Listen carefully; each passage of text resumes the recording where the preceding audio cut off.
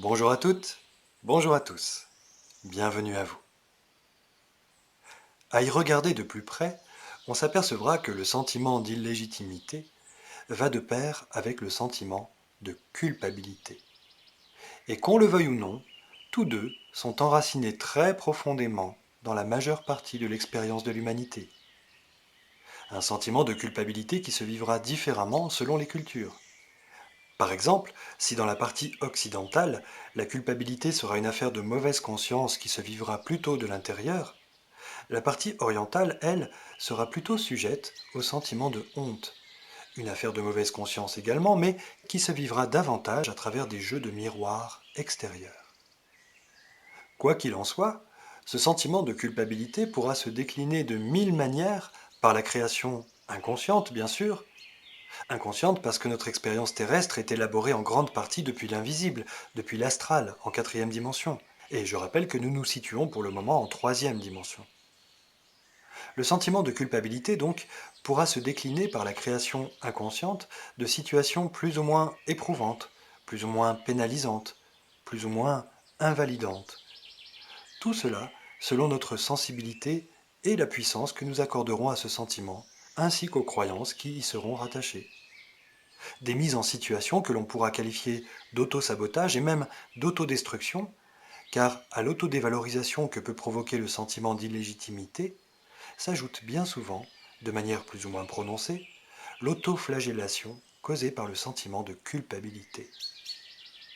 Mais comme ces deux sentiments profonds échappent le plus souvent à notre conscience et que leur origine reste incompréhensible, on attribuera plus volontiers notre infortune à des facteurs ou à des coupables extérieurs tangibles qui ne seront pourtant que les éléments ou les acteurs au service de notre propre création, inconsciente donc.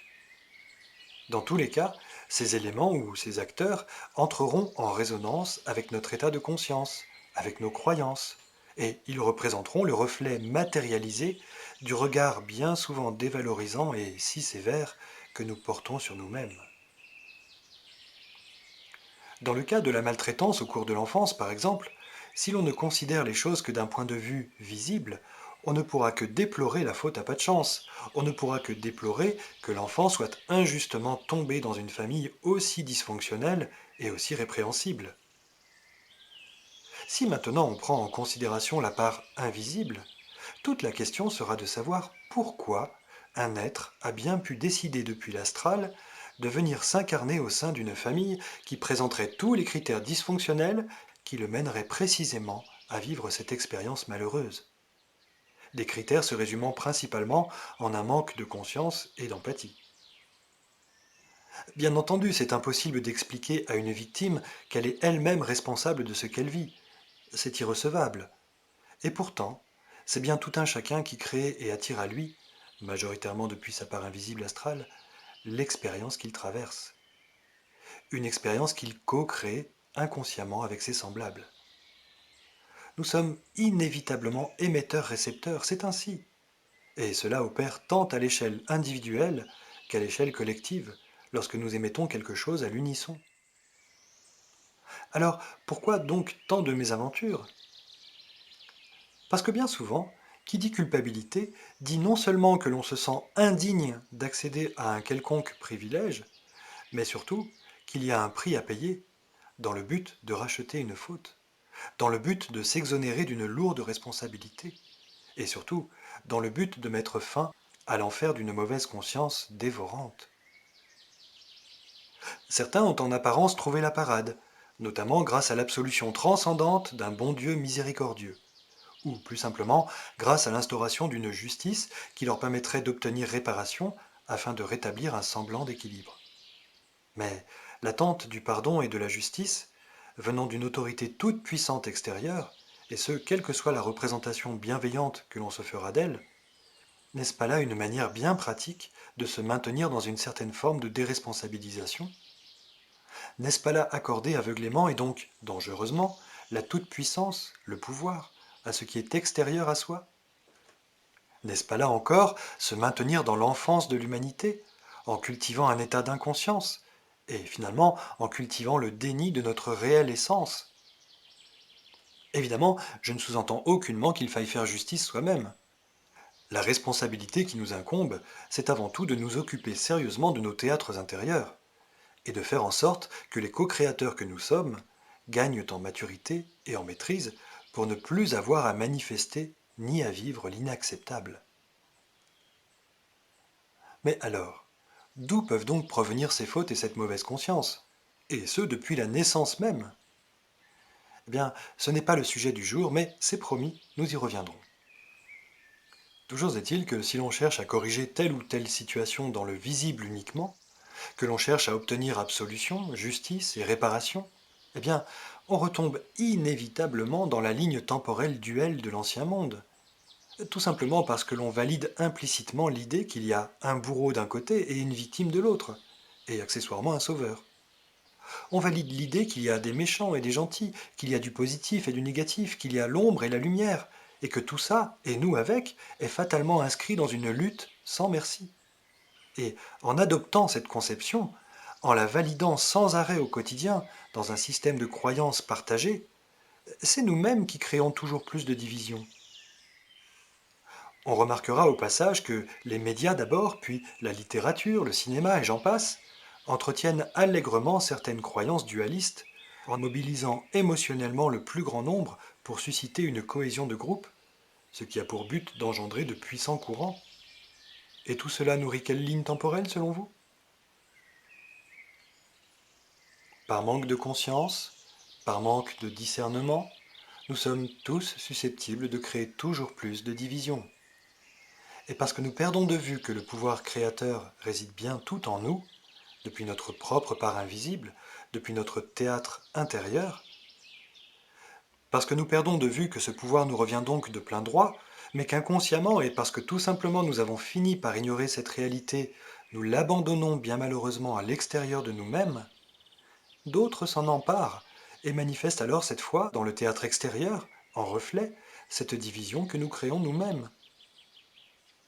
Et parce que nous ne comprenons plus cette relation réelle de cause à effet, nous passons notre temps, dans la logique du visible, à fustiger, à accuser ceux qui divisent pour mieux régner, ceux qui asservissent, en nous considérant avant tout comme des victimes, en manque insatiable de reconnaissance et de justice, mais sans jamais nous préoccuper de la véritable racine du problème. Et alors, la boucle infernale se referme, et c'est bien nous qui entretenons sans fin, par cette croyance, la dualité et la dégénérescence qu'elle induit. Si nous comprenons que nous sommes les créateurs encore inconscients de cette expérience malheureuse, et que nous souhaitons enfin la modifier et la rendre vraiment merveilleuse, il n'y a rien à attendre de l'extérieur. Certainement pas une autorisation, ni une quelconque bénédiction, et surtout pas la rédemption ni le salut, surtout pas non plus la délibération d'un quelconque jugement dernier. La seule chose à attendre et à vivement encourager, si l'on souhaite se donner les moyens de voir naître le nouveau monde, c'est de pouvoir gagner toujours plus en conscience. Et ainsi, en retrouvant inévitablement notre part manquante, invisible, et en renouant avec elle, nous pourrons faire l'unité en nous, pour alors matérialiser cette unité autour de nous. Pour ne rien vous cacher, je suis un peu fâché avec la spiritualité, telle qu'elle nous est présentée, telle qu'elle est représentée. Précisément parce que même involontairement, elle tend à diviser. Parce qu'il y a ceux qui en sont et les autres. On avait déjà ce problème de division avec les religions, toutes, sans exception. Et la spiritualité telle qu'elle est appréhendée ne semble pas y couper non plus finalement. Les choses devraient être bien plus simples que cela.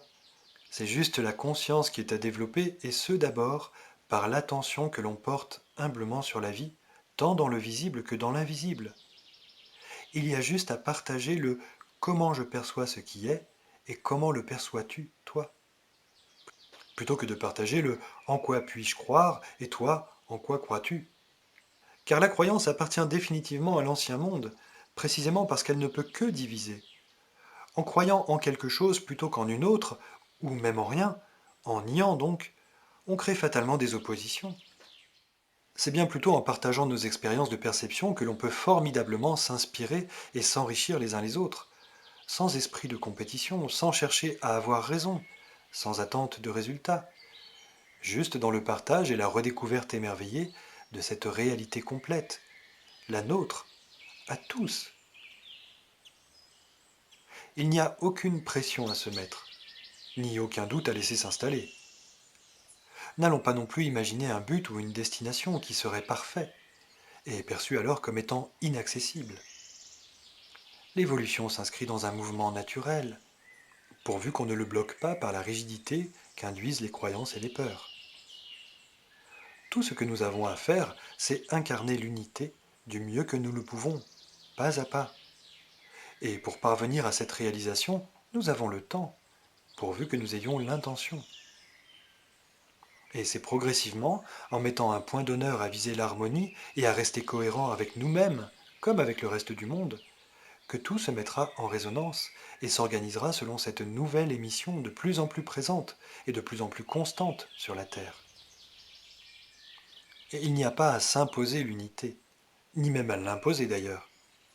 Il y a juste à l'intégrer graduellement dans sa vie, par envie et par nécessité profonde, d'abord pour l'état de bien-être qu'elle procure, parce qu'il n'y a pas de plus grand bonheur que celui de retrouver en soi d'abord un état d'être véritable, harmonieux et paisible.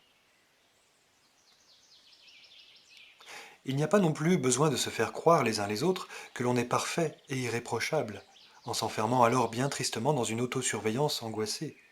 Et si c'est en plus pour devenir insupportablement hypocrite, coincé dans un devoir de sagesse et une bienveillance mielleuse de façade, en portant des masques, où est la véritable humanité là-dedans?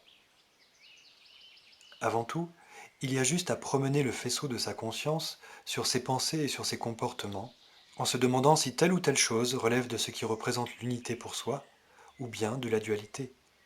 Et dans le second cas, de se demander ce qui pourrait être entrepris, de l'intérieur d'abord, pour inverser la tendance. Car voilà, il s'agit d'adopter en conscience une tendance plutôt qu'une autre, et de s'engager résolument en toute conscience dans une direction, plutôt que de vouloir viser un but précis, qui sera toujours parfaitement lointain. L'unité, c'est quand le bien-être et les intérêts individuels sont égaux à ceux du collectif. C'est quand l'individu ne nuit pas aux autres, et inversement, quand les autres ne nuisent pas à l'individu. C'est quand chacun s'accorde à vivre pleinement, tout en veillant à ce que l'harmonie du tout ne soit pas brisée. Suivre la ligne temporelle d'unité, c'est suivre le processus parfait de l'évolution tel qu'il a été divinement désiré depuis l'origine.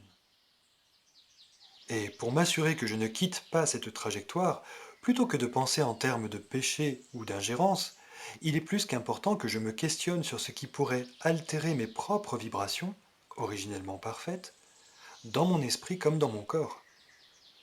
Et si en conscience, je perçois clairement ce qui tend à me dévoyer, je peux faire valoir mon droit à l'intégrité au nom du laisser-être. Laisse-moi en paix comme je te laisse en paix. Le laisser-être a valeur de loi divine et ne peut qu'être respecté.